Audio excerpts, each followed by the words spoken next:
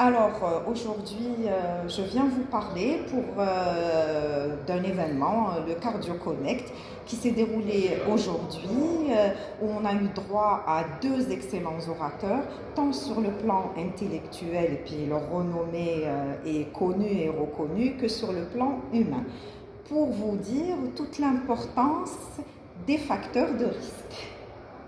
Très bien. Monsieur Olidamara. La première chose, tu as vu qu'une chose très importante, c'est qu'on l'a dit, ce qui marche le mieux, c'est de parler d'hypertension artérielle, tout simplement. Et donc, alors qu'on pourrait croire qu'il faudrait parler des techniques, mettre des stents compliqués, mettre des TAVI, ablater la FA, mais finalement, c'est traiter les facteurs de risque. Et c'était très bien parce que Yves, tu nous as fait une belle revue des dernières études, dernières données sur la prise en charge de l'hypertension. Spectaculaire d'ailleurs. C'est pas l'hypertension, tu l'as dit, c'est vraiment les facteurs de risque. Je crois qu'on a tous été surpris cette année par cette étude du New England. Les 5 facteurs de risque classiques, diabète, hypertension, tabac, surpoids, hypertension. Et ce qui est majeur, c'était des patients de plus de 50 ans, suivis, et les événements vasculaires, AVC, infarctus, quelque chose de très classique. Au-delà de 50 ans, l'hypertension et surtout le contrôle de l'hypertension, c'est quand même quelque chose de basique, et améliore la survie ou réduit la mortalité, on appelle ça comme on veut.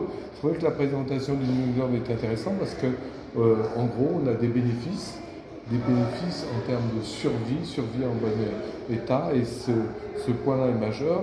Et le deuxième point qu'on a souligné tous les deux pendant cette journée, c'est l'impact chez les patients diabétiques, où là encore, étude publiée dans le New England, une réduction de la tension artérielle, un contrôle avec une intention de traiter à 120 mm de mercure, une réduction très significative et très précoce des événements cardiovasculaires chez les diabétiques.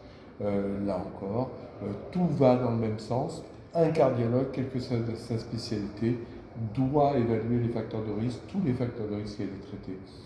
Et ça a été très bien dit. Ce qui a été surprenant dans cette journée, c'est les questions sur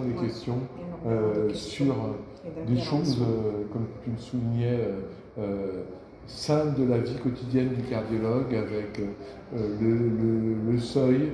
Et là encore, seuil d'hypertension 130, mais j'ai une hypertension diastolique, et ben qu'est-ce qu'on fait? On mesure les facteurs de risque et puis on va traiter au mieux les facteurs de risque, et puis selon les nouvelles recommandations, on va pouvoir traiter la tension artérielle. Énorme ces études, parce que traiter l'hypertension, par exemple, quand on a 50 ans, qu'on a hypertension et qu'on la traite, on gagne quasiment entre 2 et 3 ans de vie. C'est juste énorme. Et si vous avez tous les facteurs de risque versus vous n'en avez aucun, vous allez mourir 14 ans plus tôt. Voilà. C'est juste énorme. Ça, les gens, ça devrait leur parler sur l'importance de traiter ces facteurs de risque. Et puis, je rebondis sur une des slides que tu as présentées, moi qui m'a toujours surpris, les recommandations d'hypertension 2014. La première slide sur le surrisque de la population algérienne, là aussi. Sur-risque, ça veut dire que si on traite, on diminue le risque et on améliore de façon significative la population algérienne, est tout particulièrement à risque selon l'étude du New England. On a bien résumé. En tout cas, vous êtes spectaculaires tous les deux.